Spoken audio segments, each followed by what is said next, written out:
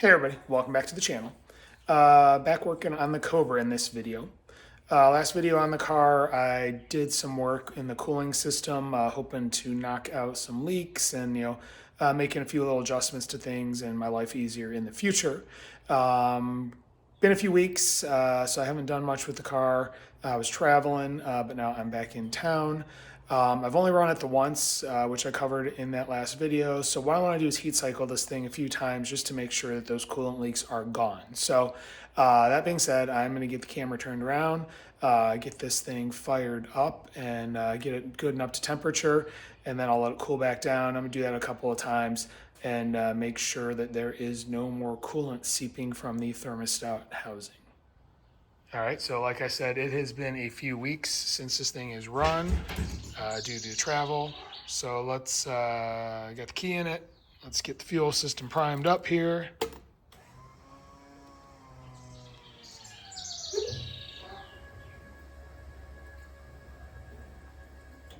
All right, pump has pumped and it sounds like I got pressure, so gonna get this thing started. Ooh. Try again.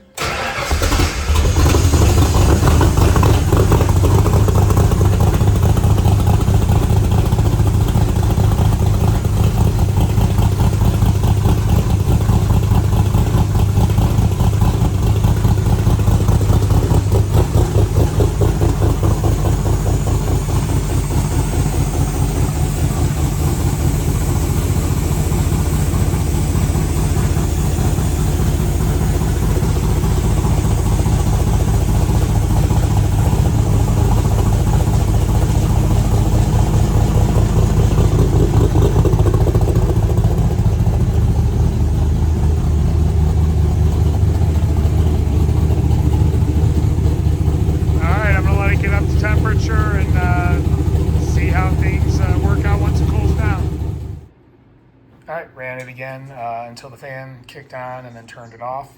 While it was running, I didn't see any signs of coolant leaking. I did see a couple of drops of what looked to be like that sealer that I put on, the high-tack liquefied, but it was just the tacky purple sealer. There was no coolant in it. And, everything down there is dry at the moment. There's just a couple of drips like on the top of the timing cover directly below the gasket. So I don't know if it's just melting any of the excess that was on the outside and that's just liquefying and dropping due to heat. So I'll just kind of keep an eye on it as it cools down. I'm probably going to do this cycle a couple of times. I won't record those obviously because it's just a waste of your time. But I just want to make sure that there's no coolant coming out of it. Downside is I noticed a new problem I'm going to have to fix. And you can probably see it down there next to the exhaust. The black spot on my aluminum there. My gasket blew out, the gasket between the J pipe and the side pipe. I put my hand under it and yeah, you can feel the exhaust coming plain as day. So need to get a new 3-bolt gasket for the exhaust system. So yeah, something else to add to the list. At least it is accessible and should be pretty easy to replace. Well, it is the next day and looking at everything, I don't see any signs of coolant leaking out of the thermostat housing. I found one other drop, but it was like purple. And if you look up close, like you can see where that's stuff. It's hard to tell without good light, but like you can see it's still shiny. The high tack that's in between the two flanges. And I really think that's just melting like whatever excess and that's dripping because it's like dark purple, the dots I'm finding. It's not like thin coolant. It feels more like the high tack melting a little bit. So what I'm probably gonna do is double check bolts, retorque them, make sure everything's good and tight still, and then yeah, just try heat cycling a couple more times, see what happens, and go from there. So yeah, I will be back once I've done all that. It's probably gonna be a couple day process because I want to let everything heat and cool really good. But I will be back with an update. All right, well, it has been a few days and it's time for an update. I have done full heat cycles on this thing probably about a half dozen times so far. Getting it up to temperature really good where the fans are kicking on, letting it run, let the fans run a little bit, and then let it cool down. All the way back to being cold. And as of right now, there is no sign of any coolant leaking up top. All I've had are the previously mentioned like couple little spots where it was like thicker pink, purplish, which I think is like the excess high tack just melting off. And that's only been like one or two times. So I think that was just, the high tack dripping off of the flange, but there's been no runny signs of coolant. So everything is looking good up top. I think I finally have this thermostat water housing leak resolved. And under the car, looking at the front of the engine from the bottom as well. Same thing, everything looks good and dry. Previously there would be coolant dripping down like where the front main is and on the damper, and it is bone dry.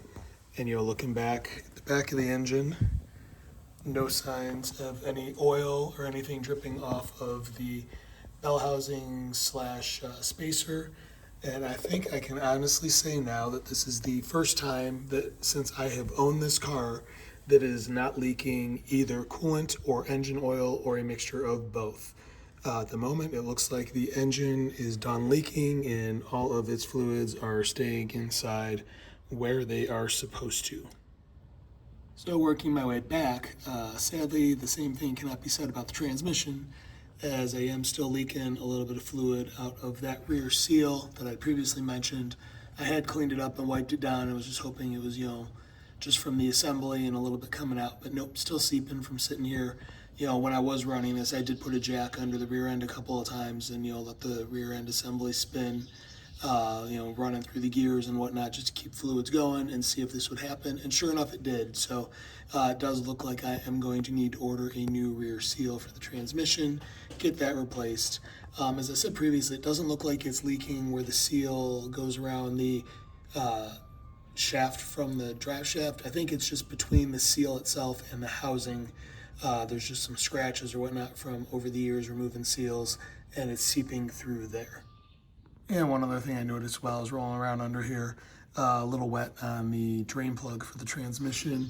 So I grabbed a 3/8 breaker bar and I was able to get about a half turn on it, so it was ever so slightly loose. So I will wipe that up, keep an eye on it, but I think that's all it was just the plug was ever so slightly on the loose side.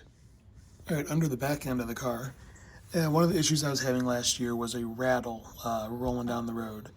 And I was thinking it might have been one of my panels on the bulkhead, but underneath here, I'm looking at the e-brake cables, and that is kind of what I was hearing. So I'm wondering if it was the cable hitting the brake line while I was, rolling along, and that was causing a vibration because both sides are doing it. This side not as bad, this side much floppier. So I need to look into possibly mounting those up in a way that looks like my issue as far as my rattle goes. Next up, I noticed a little bit of brake fluid, like it was wet on the rear end housing. So I went ahead, grabbed a wrench, 3/8, and tightened up both the fittings on this brake line here that mounts to the top of the housing, and sprayed everything down with brake clean. I'll keep an eye on it, see if it stops. So it has been a week since the last clip you saw. Had some house project stuff come up, and then we had a major heat wave, and it's been like over 100 degrees out in the garage, and I did not feel like dealing with that. So I haven't done much. Came out today looking at the car, and figured I would check the engine because I hadn't looked at it in a while to see how that spot's going, if there's any signs of leaking. And I don't know if you can see it glistening in the light, but there is a little bit of coolant in that little cavity underneath the thermostat. And I looked under there and I can see a drip off the bottom of the thermostat housing flange. So I'm incredibly frustrated at the moment. I've tried so many things to get this thing to seal. One thing I am going to try, I ordered actual bolts for this. Previously I was using Allen head cap screws, and I have a feeling, or I'm hoping, maybe it's just I can't get enough torque on the lower one just based on how you have to kind of get things angled in there. So I ordered actual flange bolts that are the right size, and I'm hoping maybe if I can just get those in there, replace them, and torque those down, that will solve my problem. So I'm gonna end this video here because I am just incredibly frustrated at the moment and don't want to do anything else with this car right now. and I'll wait and see, you know, when those bolts come in, try and swap them and see if that makes a change. If not, I may just drive it as is all summer because I'm already halfway through the summer, and then deal with it over the winter and pull this whole thing apart again and try and figure something else out. So that being said, if you like what you're seeing, you want to follow along, please hit like, please hit subscribe, please hit the notification bell. If you have any questions or comments, please leave them in the comment section below. I do review them. I will reply. I do have a second YouTube channel devoted to firearm content. If that's something you're interested in, please check it out. Link in the description of this video. I also have a Rumble channel where I'm posting firearm content. If you're on Rumble, appreciate it if you head over to my page and like me there. Link in the description as well. Do have some merch I'm selling in a Fourth Wall store. Link in the description, plus you see some of the items below the video. That being said, thank you very much for watching, and have a great day.